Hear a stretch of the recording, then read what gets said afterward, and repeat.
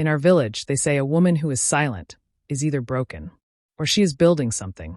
Becky was 9 months pregnant, her belly full, her house full, and her husband had just walked through the door at midnight with 2 women, identical twins. She stood at the top of that staircase, and she did not scream. She did not cry. She did not ask them to leave. She smiled, said goodnight, and went back upstairs, because in this story, the most dangerous person in that house was not the husband. It was not the twins. It was the pregnant woman who said absolutely nothing and was already 3 steps ahead. Stay with me, because what happened next, nobody in that house saw coming. You are here, family. Welcome to Lifetales by Sally. It's clear you love a deep dive. I put dozens of hours into researching these stories. If you're listening right now, help me prove something wrong. My mother said I wouldn't even reach 100 subscribers, but I believe stories like this deserve to be heard. Help me show her that these tales matter. Please subscribe to Lifetales by Sally, and let's keep breathing life into stories that were never meant to stay silent. Sit back and relax as we dive into the story. The front door opened at 11:47 p.m. Becky heard it from the top of the staircase, one hand pressed against the marble railing, the other cradling the enormous weight of her belly. 9 months. 38 weeks and 4 days, to be exact. The kind of pregnant where every step felt like carrying the moon. The kind of pregnant where a woman deserved warm tea, soft lighting, and a husband who came home before midnight. What she did not deserve, what no woman on this earth deserved, was what walked through that door next. The room went silent the moment she saw them. 2 women. Identical. Tall, polished, draped in matching cream coats like they'd coordinated the ambush. They stepped into the marble foyer of the Whitmore mansion as though they had been there before. As though they had rehearsed this entrance. And walking between them, holding the door open with one hand and loosening his tie with the other, was her husband. Uric Whitmore. Becky Whitmore was the kind of woman people described as quietly extraordinary. She hadn't been born into money. She had been born into a 2-bedroom apartment in Cincinnati with a mother who worked double shifts and a father who taught her that dignity was non-negotiable. She had built herself from scratch, graphic design degree, her own small studio, a client list that took 7 years to grow. And then she had met Uric at a mutual friend's dinner party, and she had made the one mistake brilliant women sometimes make. She had loved him completely. Uric was charming in the way that expensive cologne is charming. Overwhelming at first, intoxicating up close, and impossible to trace once it fades. He had swept her into a life of marble floors and European vacations, and a mansion in the suburbs with 8 bedrooms they hadn't filled yet. He had proposed on a rooftop in Paris. She had cried. She had said yes before he finished the sentence. What nobody told Becky, or maybe what she hadn't wanted to hear, was that Uric had a pattern. A long, documented, whispered about pattern. 3 relationships before her. All ended the same way. All the women had the same hollow look in their eyes afterward, like something had been quietly removed from them without their permission. His own cousin had pulled Becky aside at the engagement party and said, barely above a whisper, "He doesn't change, sweetheart. He just upgrades the stage." Becky had smiled politely and chalked it up to family drama. She was thinking about that cousin now, standing at the top of the stairs at 11:47 p.m., watching 2 identical strangers walk into her home. Uric. Her voice was steady, dangerously steady. The kind of steady that comes not from calm but from a woman who has practiced swallowing storms. He looked up, and here was the thing about Uric Whitmore that made him so maddening. He didn't flinch. He never flinched.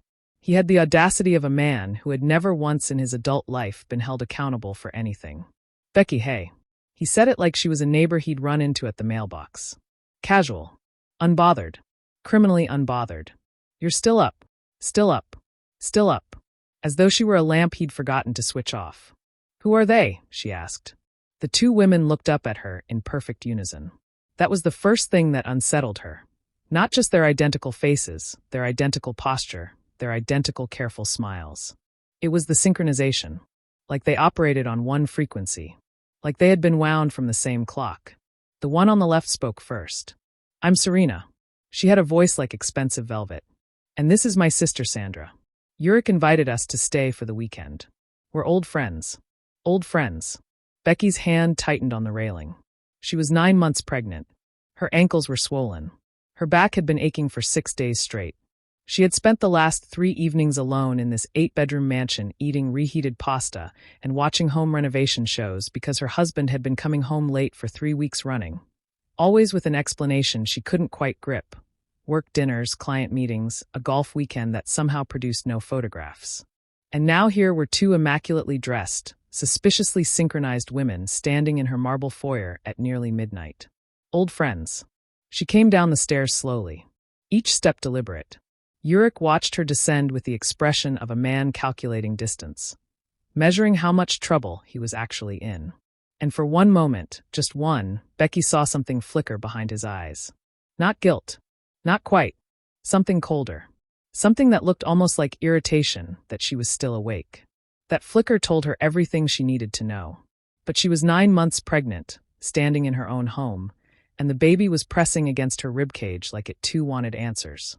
So she did what strong women sometimes do when they are outnumbered in their own house. She smiled. She extended her hand. She introduced herself with the grace of a woman whose mother had raised her right, even when everything in her body was screaming. Becky, she said. The wife. She added that last part quietly. But she said it directly to both of them, eyes moving from Serena to Sandra and back again, and something passed between the 3 women in that foyer. An unspoken acknowledgement. A silent current of recognition. Serena's smile tightened almost imperceptibly. Sandra looked briefly at the floor. That was the second thing that unsettled her. Guilty people look at the floor. Yurik gave them the East Wing guest suite. The East Wing, which was notably the farthest point in the mansion from the primary bedroom, equipped with its own bathroom, its own sitting room, and its own private entrance from the garden. He knew this house too well. He had chosen that room too quickly. He hadn't needed to think about it. Becky noticed all of this. She stood at the kitchen island after midnight, one hand on her belly, drinking a glass of water she didn't want. A recurring symbol had followed her through this marriage like a quiet witness. A small snow globe Yurik had given her on their first anniversary. Inside it, a tiny couple stood beneath a tree, frozen in a perfect moment. She kept it on the kitchen windowsill. She looked at it now in the pale light. The couple inside was still smiling. She turned it over. Watched the snow fall. Yurik appeared in the kitchen doorway, jacket off, looking almost relaxed. Almost. You don't need to read into this, he said. They're in town for work. I was being hospitable. At midnight, she said. The timing was just. Yurik. She set down the glass. I am 9 months pregnant. Our baby could arrive any day. And you brought 2 women I have never heard you mention, not once in 4 years of marriage, into our home. Tonight. Without calling. Without asking. He opened his mouth. Don't, she said softly. Not tonight. Just don't. She took the snow globe from the windowsill, held it in both hands, and walked back upstairs. He watched her go. And somewhere in the East Wing, behind a door that had been closed a little too quickly, a light was still on. Becky lay in bed that night and stared at the ceiling and listened to the silence of a house that felt suddenly crowded with secrets. She could feel the baby moving, slow, rolling waves of motion, like the child already sensed the turbulence gathering. She had one question burning through her mind as she finally closed her eyes. How long had the twins known her husband? And the more terrifying question beneath it, how long had her husband been planning this? Morning arrived the way bad omens often do, quietly with sunshine. Becky woke at 6:14 a.m. to the sound of laughter drifting up from the kitchen. Female laughter. Light and practiced, and entirely too comfortable for women who had allegedly just arrived the night before. She lay still for a moment, staring at the ceiling, one hand resting on her belly where the baby had been turning all night like it couldn't find a comfortable position either. She understood the feeling completely. She dressed slowly, deliberately. She chose her outfit the way a soldier chooses armor. A flowing cream maternity dress that cost more than most people's rent, her hair pinned back cleanly, her posture straight despite the ache radiating from her lower back. She was 9 months pregnant and exhausted and quietly furious, but nobody was going to see her come apart in her own home. She descended the stairs with the snow globe still sitting on her nightstand upstairs, and the image of it followed her down like a prayer. The kitchen was immaculate and wrong. Sandra was at the espresso machine, Becky's espresso machine, the one she'd spent 40 minutes learning to operate when they first moved in, pulling shots with the ease of someone who had done it 100 times. Serena was sitting at the kitchen island, legs crossed, wearing a silk robe that did not belong to Becky. Both of them looked up when she entered. "Good morning," Serena said warmly. Too warmly. The warmth of a woman performing warmth rather than feeling it. "Good morning," Becky said. Her eyes moved to the robe. "Is that from the guest closet?" Serena glanced down as though she'd forgotten she was wearing it. "Oh, Yurik said we could help ourselves. I hope that's okay." Yurik said. Becky moved to the refrigerator, opened it, and stood there for 3 full seconds doing absolutely nothing except breathing. There are moments in life when your body knows the truth before your mind is willing to process it. Standing barefoot on that cold kitchen tile, 9 months pregnant, listening to a stranger in a silk robe mention her husband's name with casual familiarity, her body knew. She poured herself orange juice. She sat at the far end of the island, and she began to watch. Yurik came down at 7. He was showered, dressed, already on his phone.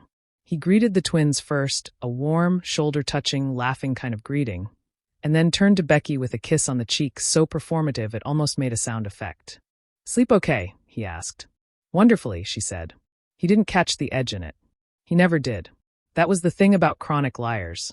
They became so fluent in their own fiction that they lost the ability to read the room. Yurik Whitmore had been lying to women for so long that he had genuinely confused confidence with invincibility. He poured himself coffee, laughed at something Sandra said, checked his phone twice, and announced he had an early meeting. "On a Saturday," Becky said. "Acquisition deal. You know how it gets." He grabbed his jacket from the hook by the door, already there, already waiting, as though last night had been planned down to the exit, and he was gone before she could ask another question. The door closed.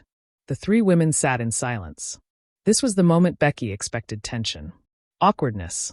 The polite, excruciating discomfort of strangers forced into proximity. Instead, Sandra set a perfectly pulled espresso in front of her without being asked, sat down across from her, and looked at her with an expression Becky hadn't anticipated. Pity. Not cruelty.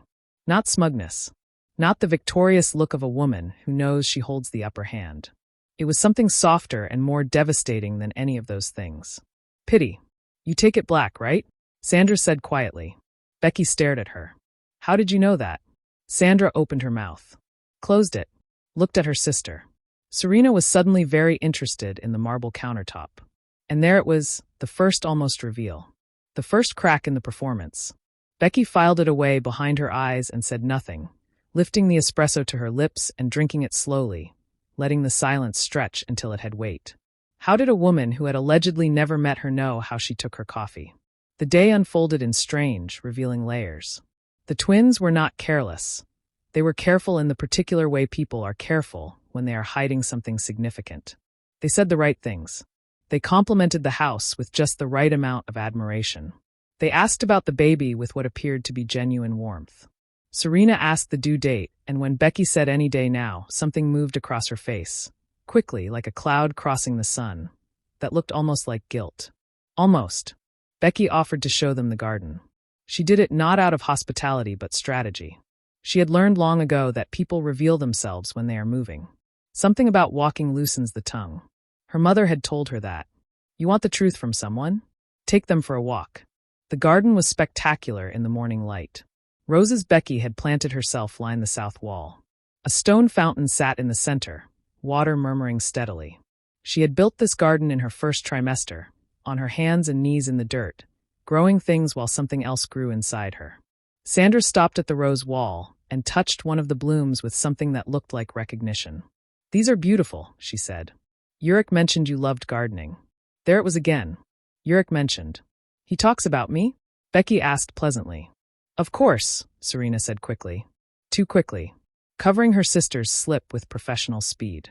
"What does he say?" Becky asked. The twins exchanged the fastest glance in human history. The kind of glance that carries an entire conversation in a fraction of a second. The kind of glance that only exists between people who share secrets. "That you're strong," Sandra said finally. "That you're the strongest person he knows." Becky turned to look at the fountain. The water kept moving, indifferent and honest. Strong. Men always called their wives strong when what they meant was convenient to leave alone. The second almost reveal came at noon. Becky had excused herself to rest, climbing the stairs with the slow dignity of a woman conserving her energy for something important. She paused on the landing, Not intentionally, just to breathe, and heard the twins' voices drifting from the sitting room below. They hadn't heard her stop. "She's exactly how he described her," Sandra was saying. "Stop," Serena said sharply. "I'm just saying." "Sandra. Stop." We agreed. A pause. Then Sandra again, quieter. "She deserves to know. Not from us. That's not why we're here." Becky stood absolutely still on the landing. The baby pressed against her ribs. She pressed her back against the wall and closed her eyes and focused every atom of her attention downward. Not why we're here. Then why were they here? What had Yurik told them? What had he promised them? And what was the thing, the specific detonating thing, that Sandra believed she deserved to know? She climbed the rest of the stairs in silence. She sat on the edge of the bed and picked up the snow globe from the nightstand and turned it over in her hands. Watched the snow fall over the frozen couple beneath their frozen tree. She set it down gently, and then she opened her laptop. She started with the basics. 2 women named Serena and Sandra, identical twins, connected to Yurik. She searched his email. She had known his password for 3 years, a detail he had apparently forgotten. She searched his phone records through their shared family account, a detail he had definitely forgotten. What she found did not break her. It clarified her. There were calls. Dozens. Stretching back not weeks, but months. Long calls, late at night, on evenings when he had claimed to be working. There were messages she couldn't access, but whose timestamps told their own story. And there was a name she found in a forwarded email. Not Sandra, not Serena, but a company name. A property company. Registered 4 months ago. With 2 co-directors. Both with the same last name. And the third director, listed quietly at the bottom of the document like a footnote trying not to be noticed. Yurik Whitmore. Becky sat with that information for a long time. The baby rolled inside her. The snow in the globe had settled. Outside, she could hear the twins moving through the house with the comfort of women who believed they were winning. She closed the laptop softly. This wasn't just about infidelity. This was about something larger, more calculated, more deliberately constructed. Yurik hadn't brought these women here for a weekend. He had brought them here for a reason she hadn't fully uncovered yet. But she was close. She was so close she could feel it, the same way she could feel the baby. A pressure building from the inside, inevitable, impossible to stop. The third almost reveal was coming. And it was going to change everything she thought she understood about her marriage. The cramp arrived at 2:17 p.m. like a verdict. Not the soft, ambiguous tightening she had been feeling for weeks. The kind her doctor called Braxton Hicks, the body's way of rehearsing. This was different. This was the real thing announcing itself with the authority of something that had been patient long enough. Becky felt it move through her lower back like a slow electrical current, and she sat up straight in the bedroom chair where she'd been reading and simply breathed. She checked the time. She checked it again at 2:34 p.m. when the second one came. 17 minutes apart. She knew what that meant. She had read every book, attended every class, built a color-coded hospital bag checklist that Yurik had called adorable in a tone that made the word feel like a dismissal. She knew exactly what 17 minutes apart meant. She called Yurik. It rang 4 times and went to voicemail. She called again. Same result. She sat in the chair and breathed through a third contraction at 2:51 p.m. and stared at the snow globe on the nightstand and thought, with the strange clarity that pain sometimes delivers, that she was absolutely unsurprised. She called her best friend Donna instead. Donna answered on the first ring, the way real people do. "It's time," Becky said. "I'm already getting my keys," Donna said. She came downstairs with her hospital bag over one shoulder, moving carefully, one hand trailing the wall. The twins were in the sitting room. They both stood the moment they saw her. And to their credit, genuine alarm crossed both their faces simultaneously. "Your bag," Serena started. "The baby's coming," Becky said simply. "My friend is picking me up. You two can let yourselves out whenever you're ready." Sandra was already crossing the room. "We'll come with you. You shouldn't be alone." "I won't be alone," Becky said. And then, because she had been raised with a particular kind of grace that never fully abandoned her even in crisis, she looked at both of them and said, "Thank you. For the espresso this morning." She said it without malice. She said it as a marker. A quiet signal that she had noticed everything, forgotten nothing, and filed it all somewhere they would eventually understand. She walked out her own front door without looking back.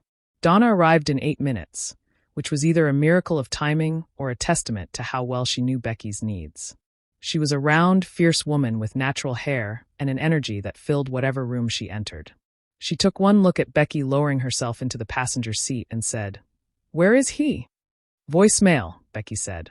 Donna's expression said everything her mouth chose not to, and she pulled out of the driveway with the focused energy of a woman on a mission. The hospital was 22 minutes away. Becky contracted twice during the drive, breathing through each one while Donna talked steadily. Not about the baby, not about Uric, just a warm, continuous river of familiar voice that kept Becky anchored to the present moment. This was what real love looked like, Becky thought. Not grand gestures. Not marble foyers. Just someone who showed up and kept talking so you didn't drown in your own silence. She was admitted at 3:40 p.m. Uric called back at 4:15 p.m. "Hey, I missed some calls. Everything okay?" Becky stared at the hospital ceiling. She was in a gown. She was dilated 4 centimeters. She was bringing a human life into the world while her husband returned missed calls with the energy of someone who'd stepped away from a lunch order. "I'm at the hospital," she said. "I'm in labor." The pause that followed was exactly 1 second too long. "I'm on my way," he said. He arrived at 6:02 p.m. carrying flowers that still had the grocery store sticker on the wrapping. Donna clocked the sticker from across the room and looked away with the discipline of a woman who had promised to behave. Uric was polished, apologetic, full of reasonable explanations delivered in a tone calibrated to sound sincere. His phone had been on silent during the meeting. He'd driven straight here. Traffic on the 9 had been a nightmare. Becky listened to all of it from the hospital bed, nodded in the right places, and said nothing that gave him information about what she knew. She had learned something important about Uric over 4 years of marriage. He was not afraid of her anger. Anger he could manage, deflect, apologize his way around. What made him uncomfortable, what actually disturbed his equilibrium, was her silence. Her calm. The moments when she looked at him with clear, measuring eyes and simply waited. She gave him that look now. He shifted in his chair and checked his phone. The third almost reveal came at 8:30 p.m., and it came from the most unexpected direction. The contractions had intensified. The doctor had been in twice. Donna had stepped out to get coffee, and Uric had stepped into the hallway to take a call. A call he'd declined twice before finally standing up and saying, "I need to take this, 1 second." And Becky had been alone in the room for approximately 4 minutes when the door opened. It was Sandra. She stood in the doorway of the hospital room in a light jacket, no makeup now, looking smaller without the careful presentation of the morning. She looked like what she actually was, a woman carrying something heavy that she hadn't fully decided whether to put down. Becky stared at her. "How did you know what hospital?" she started. "Uric texted us the address," Sandra said quietly. And then, before Becky could process that, she stepped fully into the room and closed the door behind her and said, "I need to tell you something before I lose my nerve." Becky's hand moved instinctively to her belly. "Sandra," she said carefully, "we didn't come here to sleep with your husband." The words came out fast, like Sandra had been holding them under pressure for hours.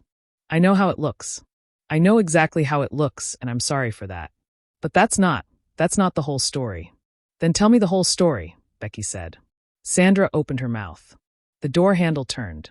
Uric walked back in, phone still in hand, and looked from Becky to Sandra with an expression that crossed through several emotions in under a second. Surprise, calculation, and beneath both of those, something that looked unmistakably like fear. "Sandra," he said. His voice was controlled. Very controlled. "I thought you were heading back to the house." "I changed my mind," Sandra said. But her nerve had faltered. Becky could see it. The way Sandra's shoulders realigned under Uric's gaze. The way her eyes dropped briefly. Whatever she had been about to say retreated back behind the wall it had almost cleared. "Give us a minute," Uric said to her. A sentence disguised as a request. Sandra looked at Becky. And in that look was everything she hadn't said. An apology, a promise, and something that looked like soon. She left. The door closed. Uric sat back down and reached for Becky's hand. And she let him hold it because she was 37 hours into the most vulnerable experience of her life, and she was choosing her battles with surgical precision. But her mind was running. The labor lasted 11 more hours. In those hours, Becky contracted and breathed and pushed and rested, and in the spaces between she turned information over in her mind like stones, examining what was underneath each one. The company registration. Uric's name alongside the twins. The property listed in the filing she had found. A property that, when she'd searched the address, turned out to be a building worth considerably more than anything Yurik had mentioned in their shared financial conversations. A building he had apparently been investing in quietly. Without telling her. She thought about the prenuptial agreement Yurik had insisted on before their wedding. The one she had signed without sufficient scrutiny because she had been so certain of his love that financial caution had felt like pessimism. She thought about the clause her own lawyer had flagged, but she had dismissed. The one about assets acquired independently during the marriage. She thought about the timing. He had brought the twins to the house the weekend before her due date. The weekend she was most vulnerable, most distracted, most consumed by the physical reality of impending birth. The weekend she would be least likely to be looking at documents or asking financial questions. The weekend she now understood that had been chosen deliberately. And somewhere in that calculus was a plan. A plan she hadn't seen coming because she had been busy growing a life while he had been busy protecting assets. She pushed at 5:44 a.m. At 5:51 a.m., her daughter arrived in the world screaming with impressive volume and perfect lungs, and Becky held her against her chest and wept in the way that only new mothers weep, with grief and joy so completely fused that the body can't tell the difference. Yurik stood at the bedside looking at his daughter with an expression Becky couldn't read. And just outside the room, in the hallway, she could see through the small rectangular window of the hospital door, Sandra, standing alone, watching through the glass with tears on her face. Tears that looked less like joy and more like confession. The truth was right there. One door away. She named her daughter Grace. Not because it was a family name. Not because Yurik had suggested it. He had suggested Mirabelle, which Becky had smiled at and quietly buried. She named her Grace because it was the thing she had needed most in the last 48 hours and the thing she intended to embody in the days ahead. Grace under pressure. Grace under betrayal. Grace as a weapon disguised as softness. She held her daughter in the blue morning light of the hospital room while Yurik slept in the reclining chair beside the bed, his mouth slightly open, his phone face down on his chest, and she made a series of decisions so quietly and so completely that the air in the room didn't even shift. First, she was going to find out everything. Second, she was going to do it before he knew she was looking. Third, whatever happened next, Grace was never going to grow up watching her mother shrink. Donna arrived at 7 with real coffee and the expression of a woman who had been awake most of the night doing research on Becky's behalf. They had texted between contractions, a fact that would have seemed insane to anyone who hadn't witnessed the focused, furious loyalty of a best friendship forged over 15 years. Donna had a folder, an actual physical folder, printed and tabbed, because Donna believed that important information deserved paper. She set it on the bed beside Becky without a word. Becky opened it with one hand, Grace sleeping against her chest with the other. The folder contained 4 things. A property registry listing showing a commercial building in the Arts District valued at $2.3 million, co-owned by Yurik Whitmore and 2 individuals named Serena and Sandra Calloway. A business filing for a company called Calloway Whitmore Properties LLC, incorporated 7 months ago. A photograph, printed from a public social media account, showing Yurik at what appeared to be a rooftop event, standing between the twins, all 3 of them laughing with the ease of people who had known each other for years. The photograph was dated 14 months ago. 14 months ago, Becky had been 3 months pregnant, nauseous and exhausted, spending evenings alone while Yurik attended what he called networking events. The 4th item in the folder was a single printed text exchange, sent to Donna anonymously the previous night from a number she didn't recognize. Becky read it twice. Then she looked up at Donna. "Who sent this?" she whispered. Donna shook her head slowly. "No idea. But whoever it was, they wanted you to have it." The text exchange was between Yurik and someone saved in his phone simply as S. It stretched across 11 messages. Most of it was logistical, dates, figures, references to documents and signatures. But 3 messages near the bottom stopped Becky completely. "Yurik, she signs everything without reading. Always has. S. You sure she won't notice the asset restructuring? Yurik, she's 9 months pregnant. She's not thinking about finances. That's why the timing matters." Becky read those 3 messages 7 times. Not because she needed to. She understood them perfectly after the first reading. She read them 7 times because there is a particular process the human heart goes through when it encounters the precise, documented proof that someone it loved viewed it as a convenience rather than a person. The heart needs time to close certain doors, to reclassify certain memories, To look back at Paris rooftops and anniversary dinners, and a snow globe given with apparent tenderness, and understand that some of it, perhaps most of it, had been investment rather than love. Grace made a small sound against her chest. Becky pressed her lips to her daughter's head and breathed. Then she picked up her phone and sent a single message to a number she had saved 2 years ago and never used. Her personal attorney, a woman named Claire Osei, who had written her a card when Grace was born that said, "Call me anytime for anything." She had meant it professionally. Becky was about to take her up on it. Uric left the hospital at noon to, as he put it, handle a few things at the office. On a Sunday, Becky watched him go with clear eyes and said, "Of course. Take your time." He paused at the door, and for one moment something in his expression flickered. The same flicker she had seen in the foyer 2 nights ago. That cold calculation. That measurement of distance. He was trying to read her, the way he always tried to read her when her stillness made him nervous. She gave him nothing. He left. 40 minutes later, there was a knock at the hospital room door. Soft, almost hesitant. Sandra came in alone. She looked like a woman who had made a decision and was walking toward it before she changed her mind. No Serena. No performance. Just Sandra Calloway, twin, co-director of Calloway Whitmore Properties LLC. Carrying 2 cups of coffee she clearly didn't need as an excuse, but had brought anyway because hands need something to hold when delivering difficult truth. She set 1 cup on the bedside table. She looked at Grace sleeping in the bassinet. And then she sat down and told Becky everything. It came out in the specific, exhausted way that long-held secrets emerge. Not dramatically, not in a single explosive revelation, but in layers, each one uncovering the next. Sandra and Serena had met Uric 18 months ago through a mutual business contact. He had approached them with a property investment opportunity. Legitimate, well-structured, genuinely profitable. They had entered the business arrangement in good faith. But Uric had been, from the beginning, layering something else beneath the legitimate business. He had been quietly restructuring shared marital assets, shifting money through the LLC in ways that, if undiscovered, would have positioned him extraordinarily well in any future divorce settlement. He had been building an exit. Carefully, methodically, with the patience of a man who had done this before, because, Sandra said with a directness that cost her something, he had done this before. There had been a woman named Rochelle. Before Becky. Similar pattern. A pregnancy, a period of financial vulnerability, a restructuring that left Rochelle with significantly less than she was entitled to when the marriage ended. Rochelle hadn't known what hit her until it was too late. Uric had brought the twins to the house not primarily to pursue a romantic relationship. Though Sandra did not pretend that his intentions toward them had been purely professional, but to finalize signatures on documents that would complete the asset restructuring. Documents that required a witness.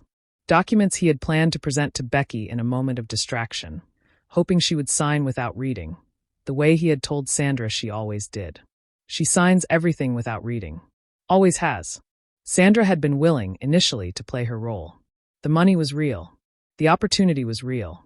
But standing in Becky's kitchen that morning, watching a 9 months pregnant woman hold her coffee cup with both hands and look at the two of them with clear, measuring, dignified eyes, something in Sandra had refused to continue. "I'm not proud of what I was willing to do," Sandra said quietly. "But I couldn't let him finish it." Becky looked at her for a long moment. "The anonymous text," she said. Sandra nodded once. "And Serena?" Becky asked. "Serena will follow my lead," Sandra said. "She always does." Claire Osei arrived at the hospital at 3 p.m. with a leather briefcase and the focused energy of a woman who had been waiting for exactly this kind of case. She reviewed the folder Donna had compiled, read the text exchange Sandra had forwarded, listened to Sandra's account with a recorder running, and by 4:30 had a preliminary legal strategy that made Becky's chest expand with something she hadn't felt in 2 days. Hope. Structured, documented, legally actionable hope. The asset restructuring Uric had attempted was not yet complete. He had needed those final signatures Becky had never provided. Without them, the transfers were incomplete and legally contestable. The LLC, the property, the redirected funds. All of it was visible now, documented, witnessed, and entirely reversible. He had planned everything except for the possibility that his witnesses might develop a conscience. He had miscalculated Sandra. And he had catastrophically underestimated Becky. Uric returned to the hospital at 6 p.m. with takeout and the easy confidence of a man who believed his plan was still running on schedule. He walked into the room talking. Some story about the office, something about traffic, the comfortable patter of a man filling silence before it could fill itself with something dangerous. He stopped when he saw Claire. Claire looked up from her notepad and smiled with professional warmth. "Mr. Whitmore.